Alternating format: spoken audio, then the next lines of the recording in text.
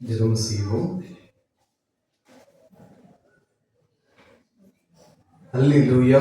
கர்த்தரை துதியுங்கள், அவர் நல்லவர், அவர் கிருபை என்றும் உள்ளது. அன்பின் பரலோக பிதாவே, இந்த மாலை நேரத்திற்காக தேவனுக்கு நன்றி செலுத்துகிறோம். இந்த மாலை நேரத்திலும் உடைய சன்னிதானத்தில் வந்து உங்களை ஆராதிக்கவும் உடைய வார்த்தைகளை தியானிக்கவும் தேவரே தந்த இந்த கிருபைக்காக நன்றி செலுத்துகிறோம். இந்த ஆராதனையிலும் பரிசுத்த ஆவியானவர் பிரசன்னாயிரும் உடைய வார்த்தை எங்கள் மத்தியில் வெளிப்படுவதாக இன்னும் எங்களை குறித்து நாங்கள் தியானிக்கவும் சிந்திக்கவும் தேவருடைய பிரசன்னம் எங்கள் மத்தியில் இருக்கட்டும். நீர் மகிமைப்படும் பல தலைவருக்கு ஒவ்வொருவரையும் கொண்டு வார். இயேசுவின் நாமத்தில் ஜெபிக்கிறோம் நல்ல பிதாவே, ஆமென். ஆராதனைக்காகவும் தேவ நாம் மகிமைக்காகவும் நம் யாவரும் எழுந்து நின்று கீதங்களும் கீர்த்தனைகளும் 493வது பாடலை பாடுவோம். விந்தை கிறிஸ்தேசு ராஜா உந்தன் சிலுவை என்ன. கீதங்களும் கீர்த்தனைகளும் 493.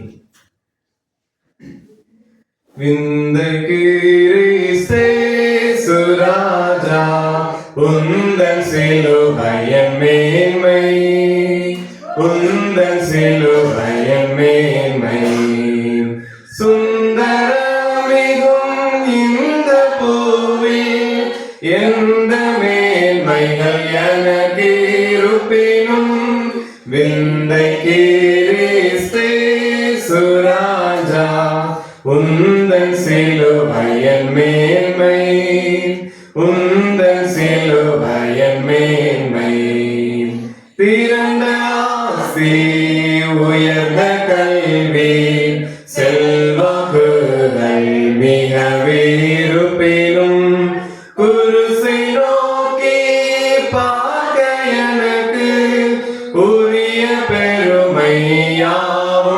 அற்பமே. விந்தை கிறிஸ்தேசு ராஜா உந்தன் சிலுவையின் மேன்மை, உந்தன் சிலுவையின் மேன்மை, குருசே ஆசிக்கெல்லாம் ஊற்றம் வற்றார் ஜீவன் நதியாம் துங்கரத்த ஊற்றில் மூழ்கி தூய்மையடைந்து மேன்மையாகினே.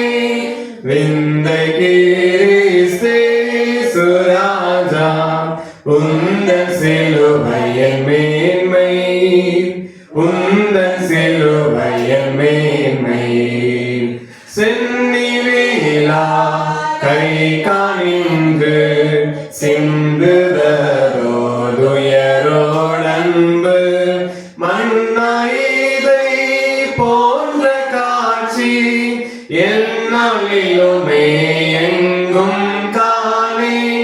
விந்தை கிறிஸ்தேசு ராஜா உந்தன் சிலுவையின் மேன்மை, உந்தன் சிலுவையின் மேன்மை, இந்த விந்தை அன்பு கீழாய் என்ன காணிக்கை ஏந்திடுவேன்.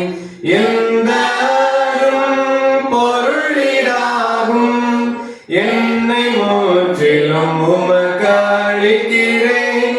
விந்தை கிறிஸ்தேசு ராஜா உந்தன் சிலுவையின் மேன்மை, உந்தன் சிலுவையின் மேன்மை. ஜெபம் செய்வோம். பொதுவான பாவரிக்கு ஜெபத்தை யாவரும் சேர்ந்து எடுப்போம். சர்வ வல்லமையும் மிகுந்த இரக்கம் உள்ள பிதாவே, தப்பிப்போன ஆடுகளைப் போல நாங்களுடைய வழிகளை விட்டு விலகி அலைந்து போனோம். எங்கள் இருதயத்தின் யோசனைகளுக்கும் விருப்பங்களுக்கும் மிகவும் இணங்கி நடந்தோம். வருஷத்த கட்டளைகளுக்கு விரோதமாய் குற்றம் செய்தோம். செய்யத்தக்கவைகளை செய்யாமல் செய்யத்தகாதவைகளை செய்து வந்தோம். எங்களுக்கு சுகமே இல்லை, ஆனாலும் இயேசு கிறிஸ்துவின் மூலமாய் மனிதனுக்கு அருள் செய்த வாக்குத்தத்தங்களின்படியே நிர்வாகியுள்ள குற்றவாளிகளாகிய எங்களுக்கு இறங்கும். கர்த்தருடைய அனைத்தையுமே எங்களுக்கு பொறுமையாகவும் பாவத்தின் துன்பப்படுகிற எங்களை சீர்படுத்தும். மிகவும் இரக்கமுள்ள பிதாவே, பரிசுத்த நாமத்தின் மகிமை உண்டாகும்படி இயேசு கிறிஸ்துவின் நாமத்தில் கிருபை செய்தருளும். ஆமென்.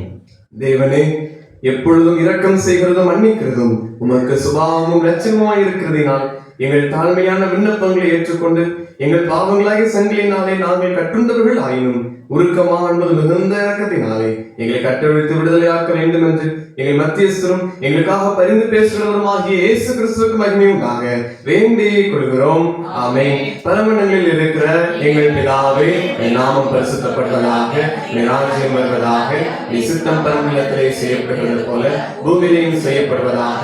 அன்பில் அப்பத்தை எங்களுக்கு தாரும். எங்களுக்கு விரோதமாய் குற்றம் செய்வதற்கு நாங்கள் நினைக்கிறது போல எங்கள் குற்றங்களை எங்களுக்கு மன்னியும். எங்கள் சோதனைகள் பிரவேசிக்கப்படாமல் தீர்ந்து எங்களுக்கு ராஜ்யம் வல்லமையும் மகிமையும் என்னை. ஆமென். ஆண்டவரே, எங்கள் உதடுகளை திறந்தருளும். தேவனே, எங்கள் ரட்சிக்க விரைவாய் வாரும். பிதாவுக்கும் குமாரனுக்கும் பரிசுத்தாவிக்கும் மகிமை உண்டாவதாக.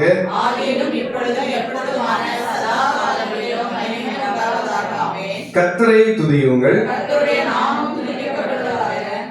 முறை முறையாக வாசிக்கும்படி தெரிந்து கொள்ளப்பட்ட சங்கீதம் 51ஆம் சங்கீதம். சங்கீதம் 51ஐ முறை முறையாக வாசிப்போம். தேவனே, உமது கிருபையின்படி எனக்கு இறங்கும். உமது மிகுந்த இரக்கங்களின்படி என் மீறுதல்கள் நீங்க என்னை சுத்திகரியும். என் மீறுதல்களை நான் அறிந்திருக்கிறேன். என் பாவம் எப்பொழுதும் எனக்கு முன்பாக இருக்கிறது.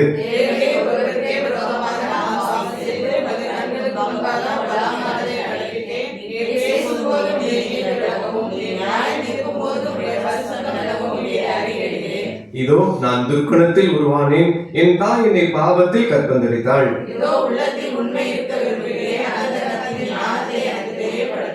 நீர் என்னை ஈசோப்பினால் சுத்திகரியும், அப்பொழுது நான் சுத்தமாவேன். என்னை கழுவி அருளும், அப்பொழுது நான் உறைந்த மலையிலும் வெண்மையாவேன்.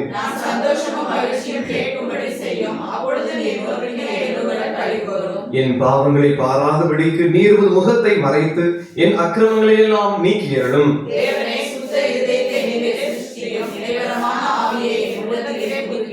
உமது சமூகத்தை விட்டு என்னை தள்ளாமலும் உமது பரிசுத்த ஆவியை என்னிடத்திலிருந்து எடுத்துக்கொள்ளாமலும் இரும்.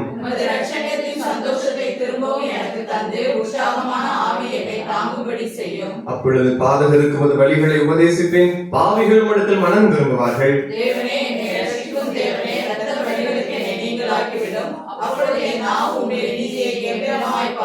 ஆண்டவரே, என் உதடுகளை திறந்தருளும். அப்பொழுது என் வாய் உம்முடைய புகழை அறிவிக்கும்.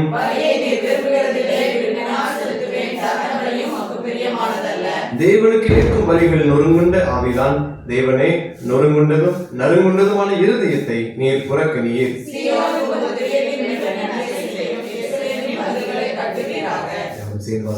அப்பொழுது தகனபலியும் சர்வாங்க தகனபலியும் ஆகிய நீதியின் பலிகளை பிரியப்படுவே. அப்பொழுது பீடத்தின் மேல் ஆலைகளை பலியிடுவார்கள். பிதாவுக்கும் குமாரனுக்கும் பரிசுத்த ஆவிக்கும் மகிமை உண்டாவதாக.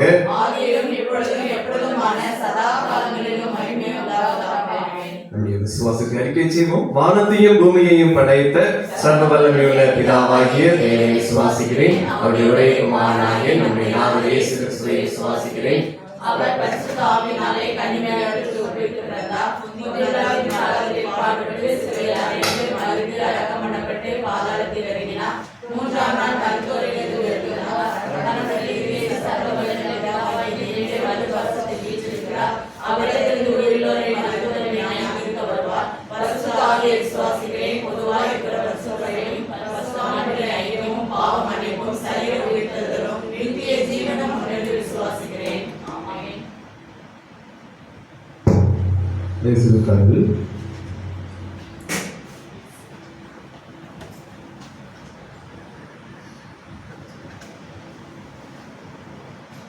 அறிவிப்பு. நம்முடைய திருச்சபையின் பிரதிஷ்டை பண்டிகைக்காக நம் பெண்களுக்கான யூனிஃபார்ம் சேரி ஆயத்தமாக இருக்கிறது. ஆனால் நிறைவு பெற்றதும் நீங்கள் பெற்றுச் செல்ல அன்போடு நினைவுபடுத்துகிறேன்.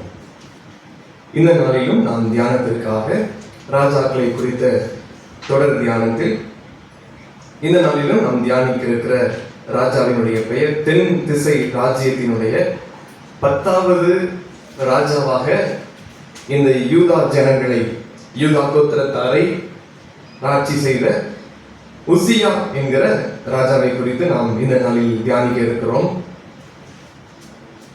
இஸ்ரவேல் கோத்திரத்தாரிலே யெரொபெயாம் இரண்டாவது யெரொபெயாம் அவர் ஆட்சி செய்து கொண்டிருக்கிற 27வது வருஷத்தில் இந்த தென் திசை ராஜ்யத்தினுடைய 10வது ராஜா உசியா அவர் பொறுப்பேற்கிறார், ராஜாவாகிறார். யூதாவின் மீது இவர் ராஜாவானார்.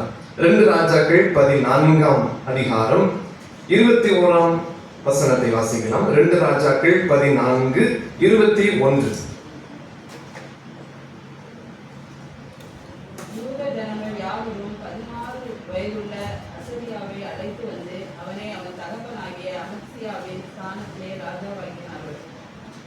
அசரியா என்கிற ஒரு பெயரும் இந்த பகுதியிலே நாம் பார்க்கிறோம்.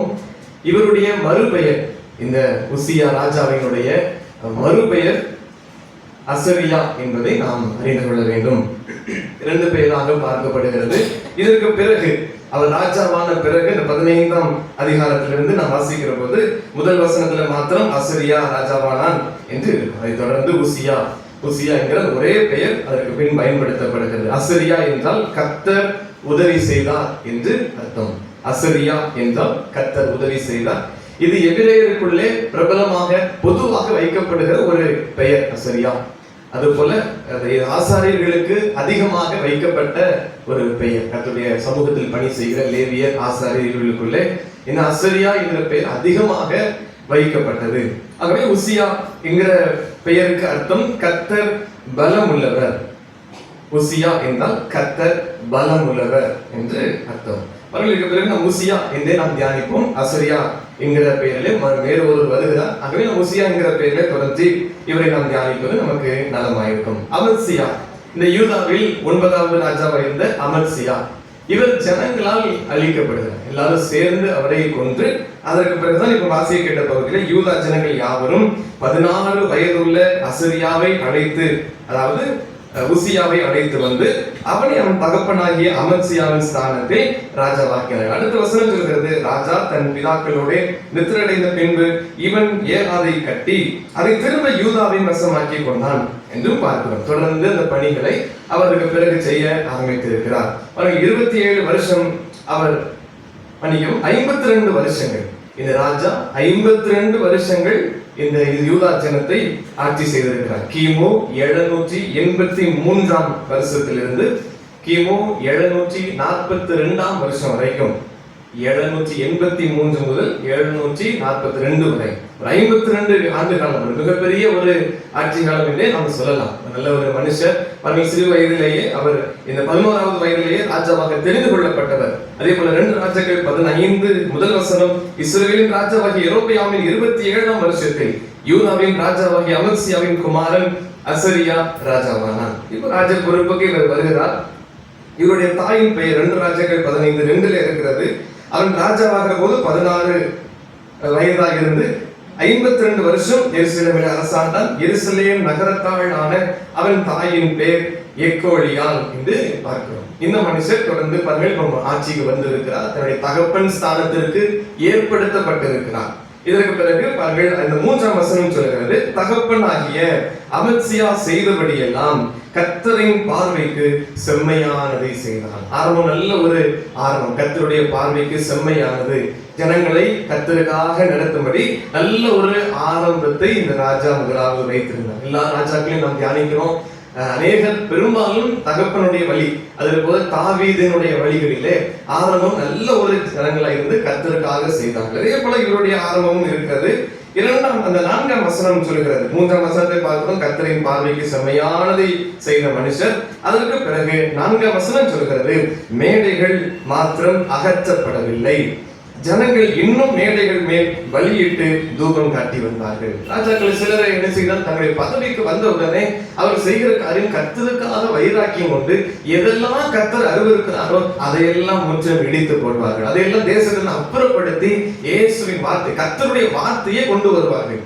ஆனா இந்த ராஜா என்ன செய்தார், அவர் கர்த்தருடைய பார்வைக்கு பிரியமானவரை நடந்து கொண்டாலும் தேசத்துல இன்னும் மேடைகள் இருந்தது. அப்படியா, இன்னும் பாவங்கள், கர்த்தர் அருவருக்கக்கூடிய காரியங்கள் இன்னும் தேசத்துல இருந்தது மாத்திரமல்ல, ஜனங்கள் இன்னும் பலியிட்டு தூபம் காட்டி வந்தார்கள் என்று சொல்லுது. அவ இன்னும் அதற்கான காரியங்கள் செய்யப்பட்டு கொண்டே இருந்தது.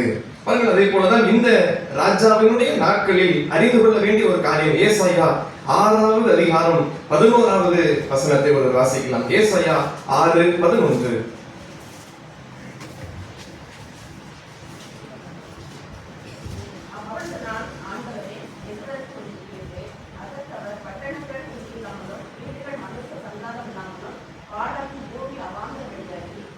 இந்த முதல் வசனத்திலே பார்க்கலாம், இந்த உசியா ராஜா மரணம் அடைந்த வருஷத்தில் என்று சொல்லிதான் இந்த தரிசனத்தை அவர் பார்க்கிறார். அங்கே ஒளி அழைப்பை ஏசாயா பெற்றுக் கொள்கிறார். இந்த ஏசாயா தீர்க்கதரிசி இந்த ராஜாவினுடைய காலகட்டத்தில் வாழ்ந்தார் என்பது நமக்கு தெரிய வருகிறது. பாருங்க, இந்த 11ஆம் வசனத்தில் சொல்லப்பட்டபடி, எதுவரைக்கும் என்று கேட்கிறது, பட்டணங்கள் குடியில்லாமலும் வீடுகள் மனுஷ சஞ்சாரம் இல்லாமலும் பாழாகி பூமி அவாந்தர வெளியாகும் என்றெல்லாம் சொல்லப்பட்டிருக்கிறது. அவருக்கு தரிசனத்தை கட்டத்தான் தருகிறார். அப்ப இந்த தீர்க்க தரிசி வாழ்ந்த ஒரு காலகட்டத்தில் இந்த ஆட்சி முறைகள் இருந்தது. ஏன் இந்த காரியத்தை சொல்கிறேன் என்றால், இந்த ராஜா உசியா ராஜா இருக்கிற போது தீர்க்கதரிசியின் காலம், ஏசாயா தீர்க்கதரிசி வாழ்ந்தார். அது மிகப்பெரிய ஒரு ஆசீர்வாதம். ஏனென்றால் தேசத்துல என்ன காரியங்கள் வரப்போகிறது இதை ஆண்டவர் தீர்க்கதரிசிக்கு சொல்லுவார். எப்படி ராஜா செயல்பட வேண்டும், நீ ராஜாவுக்கு இதை போய் நீ சொல், ராஜாவுக்கு இதையெல்லாம் வழியாய் சொல் என்று ஆண்டவர் தீர்க்கதரிசி மூலமாய் தான் பேசுவார். பாருங்கள், ஆமோஸ் 3வது அதிகாரம் 7ஆம் வசனத்தை ஒரு வாசிக்கலாம். ஆமோஸ் 3:7. கர்த்தராகிய ஆண்டவர் தீர்க்கதரிசிகளாகிய தம்முடைய ஊழியக்காரருக்கு தமது ரகசியத்தை வெளிப்படுத்தாமல் ஒரு காரியத்தையும் செய்யார். ஒரு காரியத்தையும் கர்த்தர் செய்ய மாட்டார். தீர்க்கதரிசிகளுக்கு, ஊழியக்காரருக்கு இந்த ரகசியத்தை, இன்னும் வரப்போகிற காரியத்தை வெளிப்படுத்தாமல் செய்ய மாட்டார். அப்ப தீர்க்கதரிசி இருக்கிறார் என்றால் ஒரு பெரிய ஒரு சந்தோஷம். கர்த்தருடைய வார்த்தை அங்கு வரும். கர்த்தருடைய வார்த்தை தீர்க்கதரிசி மூலமாய் வரும். அப்படிப்பட்ட ஒரு காலத்தில் வாழ்ந்தவர் தான் இந்த ராஜா என்பதை நாம் புரிந்து கொள்கிறோம். உசியா ராஜா வாழ்ந்த காலத்திலே தீர்க்கதரிசி வாழ்ந்தபடியால் அவருக்கு கர்த்தருடைய வார்த்தை வந்தது. இப்ப ராஜ்யபாரம் வந்திருக்கிறது, தீர்க்கதரிசி காலத்திலே இருக்கிறார். முதல் காரியமாக, தேவனை சார்ந்து கொண்டிருந்த இந்த ராஜாவின் நிமித்தம் அவருக்கு வெற்றி உண்டானது. நேரடியாக நாம் 2 நாளாகமத்திற்கு திருப்பிக் கொள்ளலாம். இதில் தொடர்ந்து சுருக்கமாக ராஜாக்களில் குறிப்பிடப்பட்டிருக்கிறது. 2 நாளாகம் 26வது அதிகாரம் 5ஆம் வசனத்தில் ஒருவர் வாசிக்கலாம். தேவனுடைய தரிசனங்களில் புத்திமானாய் இருந்த சகரியாவின் நாட்களிலே தேவனை தேட மனதிறங்கி இருந்தார். பொதுவாக அங்கே சகரியா இந்த தரிசனங்களை சொல்லுகிறதுக்கு புத்திமானாய் இருந்த இந்த சகரியாவின் நாட்களிலே இந்த ராஜா தேவனை தேட மனதிறங்கி இருந்தான். கர்த்தரோடு இணைந்தது, கர்த்தருடைய பார்வைக்கு செம்மையானது செய்தான். அவன் இருதயம் கர்த்தரோடு இருந்தது. வசனத்தின் பின்பகுதி சொல்கிறது, அவன் கர்த்தரை தேடின நாட்களில் தேவன் அவன் காரியங்களை வாய்க்க செய்தார். ராஜாவின் காரியம் எப்போ வாய்க்கும் என்றால், கர்த்தருடைய சமூகத்தை நோக்கி அவருடைய கண்கள் பார்க்கிற போது. இந்த ராஜாவின் முகம் தேவனுடைய முகத்தை நோக்கி இருந்தால் அவன் காரியங்கள் எல்லாம் ஜெயமாய் இருக்கும்.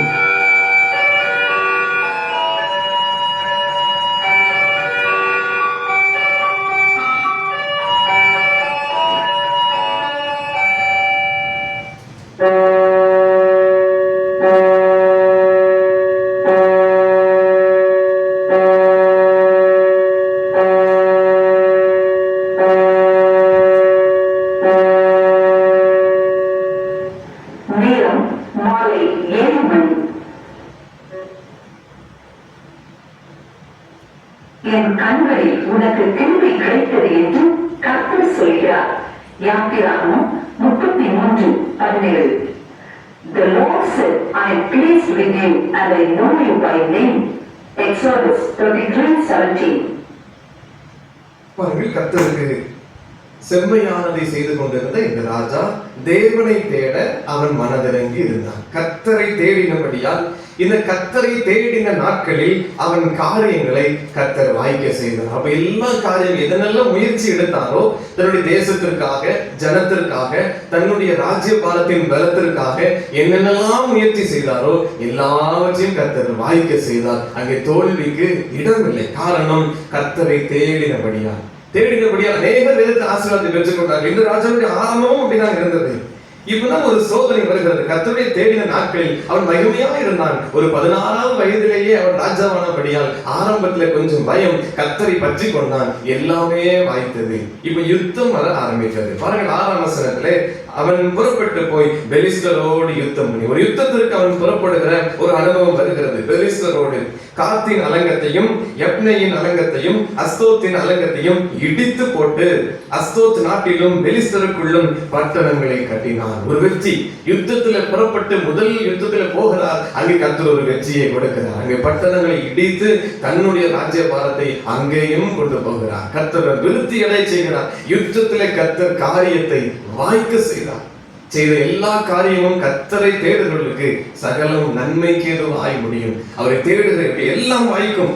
யுத்தத்திலே வெற்றி. அதற்கு பிறகு காரியம் பாருங்கள். 7ஆம் வசனத்திலே பெலிஸ்தரையும் கூர் பகாரிலே குடியிருக்கிற அரபியரையும் மெகுனியரையும் வெல்ல தேவன் அவனுக்கு துணை நின்றார். ஒரு பக்கம் பட்டணத்தை இடித்து கட்டி ஆகிவிட்டது, வெற்றி கிடைத்திருக்கிறது. இன்னொரு பக்கம் அங்கிருந்த ஜனங்களை எல்லாம் வெல்வதற்கு கர்த்தர் அவனுக்கு துணை நின்றார்.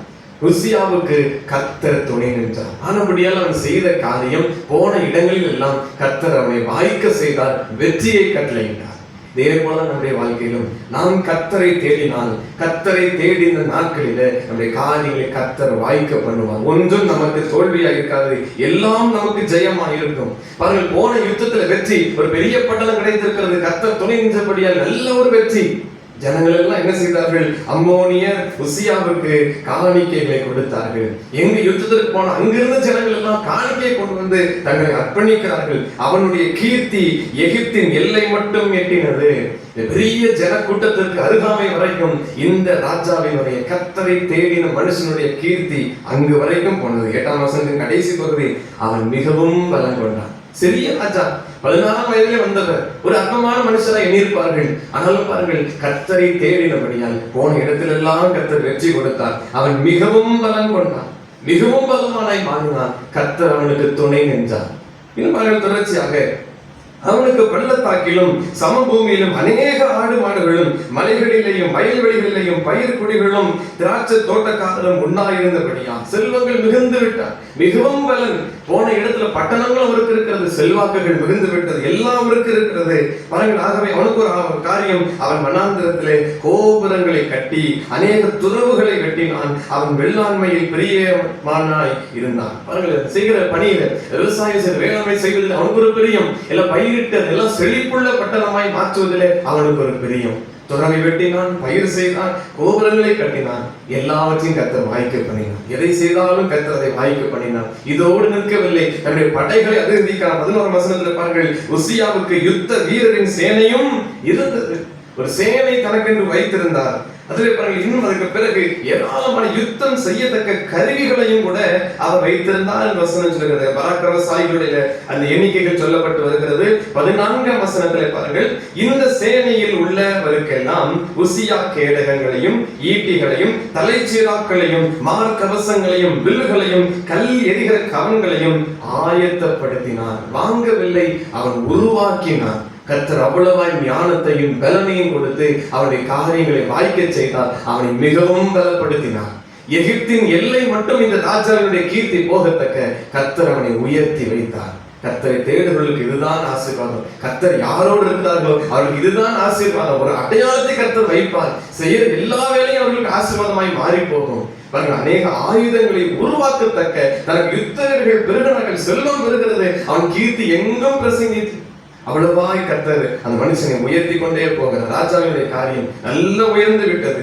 இன்னும் பாருங்கள், 15ஆம் வசனத்திலே கோபுரங்கள் மேலும் அலங்க கோடிகள் மேலும் நின்று அம்புகளையும் பெரிய கற்களையும் பிரயோகிக்குவதற்கு நிபுணரான தொழிலாளிகள் கற்பித்த எந்திரங்களையும் அவன் எருசலேமில் உண்டாக்கினான். எந்திரங்களை உண்டாக்கத்தக்க ஞானம், அந்த பலன். அப்படியே அவன் கீர்த்தி வெகு தூரம் பரம்பிட்டு அவன் பலப்படும் மட்டும் ஆச்சரியமாய் அவனுக்கு அனுகூலம் உண்டாயிற்று. எங்கு போனாலும் கர்த்தர் அனுகூலமாய் அவனுக்கு இருந்தார். அவன் போன காரியத்தில் அனுகூலம் உண்டாக்கும்படி கிருபை செய்தார். ராஜாக்களுடைய கண்கள் தயவு, அநேக பட்டணத்தாருடைய கண்கள் தயவு, எல்லாரும் அவனோடு கூட ஐக்கியப்பட்டு ராஜ்யபாரம் ஸ்திரப்பட்டு விட்டது. யூதா கோத்திரத்தாருடைய காரியம் இன்னும் பலப்பட்டு விட்டது. உயர்ந்த ஒரு மனுஷனாய் அவன் மாறிவிட்டான். நல்ல கர்த்தரை தேடினான், நல்ல ஆசீர்வதிக்கப்பட்டு விட்டான். 2வது காரியம், கர்த்தரை மறந்து போன ஒரு மேட்டிமை அவனுக்குள் வந்தது. 11ஆம் வசனத்தை வாசிக்கலாம், 16ஆம் வசனத்தை வாசிக்கலாம். அவன் பலப்பட்ட போது தனக்கு கேடுண்டாகும் மட்டும் அவனுடைய மனம் மேட்டிமையாகி தன் தேவனாகிய கர்த்தருக்கு விரோதமாக மீறுதல் செய்து தூபபீடத்தின் மேல் தூபம் காட்ட கர்த்தருடைய ஆலயத்துக்குள் பிரவேசித்தான். இவ்வளவு நாட்களாய், இவ்வளவு ஆட்சி காலங்களாய் கர்த்தரை தேடின மனுஷன் போன இடத்திலெல்லாம் கர்த்தர் ஆசீர்வாதத்தை கொடுத்தார். செல்வம் பெருகினது, தனக்கு உண்டான எல்லாம் பெருகினது. ஆனா இப்போ ஒரு ஆசீர்வதித்த தேவனை மறந்து போனான். யார் தன்னை ஆசீர்வதித்தார்? இந்த ஸ்தானத்திற்கு உயர்த்தி வைத்தது யார்? இவ்வளவா என்னை ஜீவிக்க வைத்தது யார்? யுத்தத்தில் வெற்றி கொடுத்தது யார்? என்னை உருவாக்கி மேலே கொண்டு வந்தது யார்? எல்லாமே மறந்து போய் அவன் செய்த காரியம் வசனம் தெளிவாய் சொல்கிறது. அவன் பலப்பட்ட போது, இவ்வளவும் வந்த பிறகுதான் கர்த்தரை மறந்து போனான். தனக்கு கேடு உண்டாகும் மட்டும், தனக்கு அழிவு வருகிற வரைக்கும் அவனுக்கு மனம் மேட்டிமையானது. தேவனை மறந்து போனான். தேவனாகிய கர்த்தருக்கு விரோதமாக மீறுதல் செய்து அவன் செய்த காரியம் பெரிய ஒரு பாவமாய் எண்ணப்பட்டது. என்ன காரியம் என்றால், இந்த தூபம் காட்டுவதற்கு ஆலயத்துக்கு அவனே உள்ளே போய்விட்டான். கர்த்தரால் தெரிந்து கொள்ளப்பட்ட ஆரோனின் குமாரர்கள் அது ஆசாரியர்கள் மட்டுமே உள்ள போக வேண்டும் கர்த்தர் சொல்லி வைத்திருந்தார். இப்ப அவனே ஒரு தன்னை நீதிமானை காட்டிக் கொண்டு இப்ப அவனே உள்ளே போய்விட்டான். பாருங்கள், ஒரு பெரிய ஆச்சரியமாய் நடக்கிறது. அவர்கள் எல்லாம் எதிர்கொண்டு வருகிறார்கள். அசரியா என்று ஒரு ஆசாரியர் வருகிறார். இவர் பெயர் மறுபெயர் அசரியா. ஆனா இங்க பிரதான ஒரு ஆசாரியர் பேரும் அசரியா. ஆனா பாருங்கள், இவன் தூபம் காட்டுகிற போது 17ஆம் வசனத்திலே ஆசாரியனாய் அசரியாவும் அவனோடு கூட கர்த்தரின் ஆசாரியரான பராக்கிரமசாலிகளாகிய 80 பேரும் அவன் பிறகே உட்பிரவேசித்து ராஜாவாகிய உசியாவோடு எதிர்த்து நின்று, உசியாவே, கர்த்தருக்கு தூபம் காட்டுகிறது உமக்கு அடுத்ததல்ல. தூபம் காட்டுகிறது பரிசுத்தமாக்கப்பட்ட ஆரோனின் குமாரனாகிய ஆசாரியருக்கே எடுக்கும். பரிசுத்த ஸ்தலத்தை விட்டு வெளியே போம். மீறுதல் செய்து தேவனாகிய கர்த்தராலே உமக்கு மேன்மையாக லபியாது என்றார்கள். அப்படி அவனுக்கு கர்த்தருக்கு முன்பாக அது மேன்மையாக அமையாது. அது அவருடைய காரியம் அல்ல. பாருங்கள், எச்சரிக்கிறார்கள். எதிர்த்து நின்று என் ஆசாரியர்கள் பேசினார்கள், வெளியே போம், கர்த்தருக்கு விரோதமாய் பாவம் செய்து விட்டீர் என்று இந்த ஜனங்கள் எதிர்த்து நின்றார்கள். ஆசாரியர்களும் ஆசாரிய கூட்டத்தாரை சேர்ந்தவர்களும் கர்த்தரை மறந்து போனார். எவ்வளவு தன்னுடைய இருதயம் மனம் கடினம் கொண்டது. மேட்டிமை, தான் உயர்வு, தான் எல்லாவற்றிற்கும் மேல் என் புகழ் எகிப்தின் எல்லை வரைக்கும் போய்விட்டது. நான் இங்க ஆயுதங்களை உருவாக்கத்தக்க பெரிய யந்திரங்கள் இருக்கிறது. அந்த எல்லாவற்றையும் ஆயத்தப்படுத்துவதற்கு எனக்கு பெரிய காரியம் இருக்கிறது. யுத்த வீரர்கள் இருக்கிறார்கள். தன்னை உயர்த்தினான்.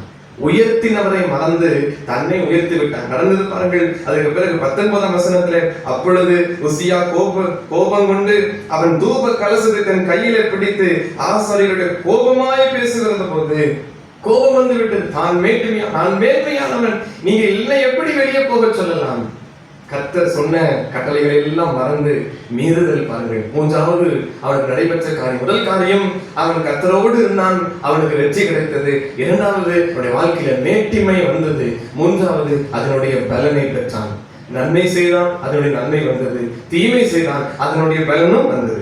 கோபம் கொண்டு ஆசாரியர்கள் எதிர்த்து பேசினான். நடந்த காரியம், ஆசாரியருக்கு முன்பாக கர்த்தருடைய ஆலயத்திலே தூப பீடத்தின் முன் இருக்கிற அவனுக்கு நெற்றியிலே குஷ்டரோகம் தோன்றிற்று. குஷ்டரோகம் தீட்டுப்பட்டவர்கள் உள்ளே பாளையத்திற்குள்ளே அனுமதி இல்லை. இவன் ஆலயத்துல தூபம் ஸ்தலத்துல வந்து நிற்கிறான். பாளையத்துக்கு வெளியே புறம்பாய் வைக்கப்பட வேண்டியவன். கர்த்தர் பாருங்கள் எப்படி அவனுக்கு ஒரு அழிவு வருகிறது.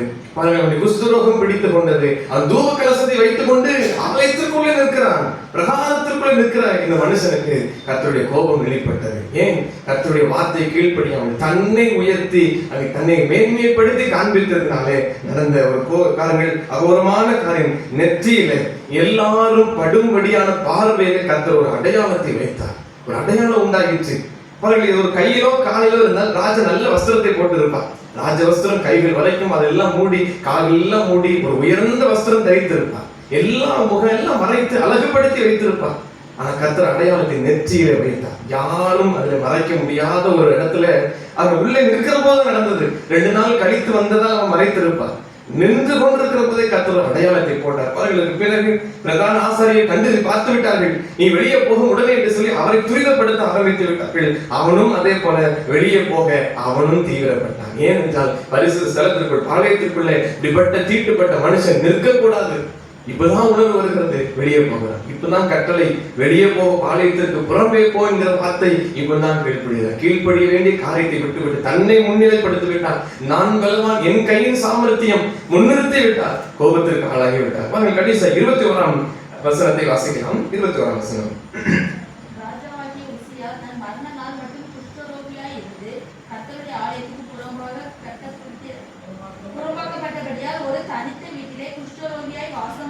போதும். பாருங்கள், ஒரு ராஜாவின் அரண்மனையில் இருக்க வேண்டிய ஒரு மனுஷன், ஆனா என்ன நடந்தது?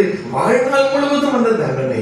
ஒரு நாள், 2 நாள், 1 மாதம், 2 மாதம் அல்ல, கர்த்தருடைய கோபம் வாழ்நாள் முழுவதும் பிடித்துக் கொண்டது. மரண நாள் மட்டும் அவன் குஷ்டரோகியா இருந்தான். கர்த்தருடைய ஆலயத்துக்கு புறம்பாக்கப்பட்டபடியா, ஏன் தீட்டு ஆகவே புறம்பாக்கப்பட்ட மனுஷன் இவன் தனித்த வீட்டில், யாரும் அவனோட ஆறுதலுக்கு இல்லை, அவனோட பேசுவதற்கு இல்லை. அரண்மனையில் இருந்தவன், ஏராளமான யுத்த வீரர்கள் இருந்தார்கள், ஏராளமான ஜனங்கள் இருந்தார்கள், நல்ல ஒரு வாழ்க்கை. ஆனா இவன் தனித்து இருக்கிறான், எங்கேயும் போக முடியாது, யாரிடத்திலும் பேச முடியாது. பாருங்க, முன்னாடி பார்த்தோம், நல்ல தோட்டங்கள், தனக்கு உண்டான செல்வங்கள் மிகுதி, ஆடு மாடுகள் எல்லாம் திரட்சியாய் வைத்திருந்தான்.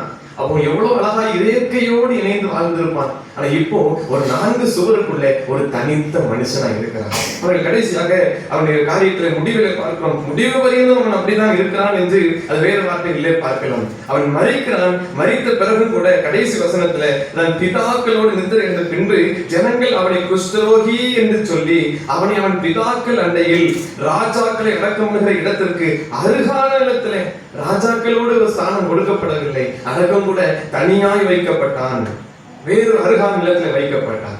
அதற்கு பிறகு அவன் குமாரன் யோதாம் அங்கே ராஜாவாகிற அனுபவத்தை பார்க்கிறோம். தொடர்ந்து யோராமனுடைய அந்த அனுபவங்களை நாம் பின்வருகிற நாட்களிலே நாம் தியானிக்கலாம். கர்த்தரை தேடினால் கர்த்தர் நிச்சயம் வெற்றி தருவார். கர்த்தரை தேடுகிற எல்லா நாளும் அவர்களுக்கு ஜெயத்தை தருவார். ஒரு நாளும் ஒன்றும் குறைவுபடாது. கையிட்டு செய்கிற எல்லா வேலையும் கர்த்தர் ஆசீர்வதிப்பார். நிறைவை பூரணத்தை தருவார், உயர்த்தி வைப்பார். அழகு பார்க்கிற தேவன் என்றவர்.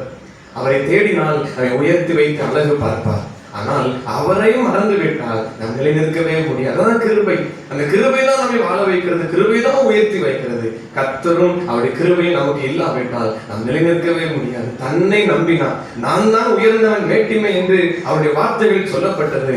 ஆகவே கர்த்தருடைய கிருபை அவனை விட்டு போனது, எல்லாம் இழந்து போனான். தனித்த மனுஷனாய் குஷ்டரோகத்தோடு யாரும் ஆலயத்திற்குள்ளும் பிரவேசிக்க முடியாது, கர்த்தரை தொழுது கொள்வதற்கும் வாய்ப்பில்லை, ஜனங்களோடு பேசவும் முடியாது, அவனுக்கு பிரியமான அங்கு வேளாண்மைக்குள்ளும் போக முடியாது.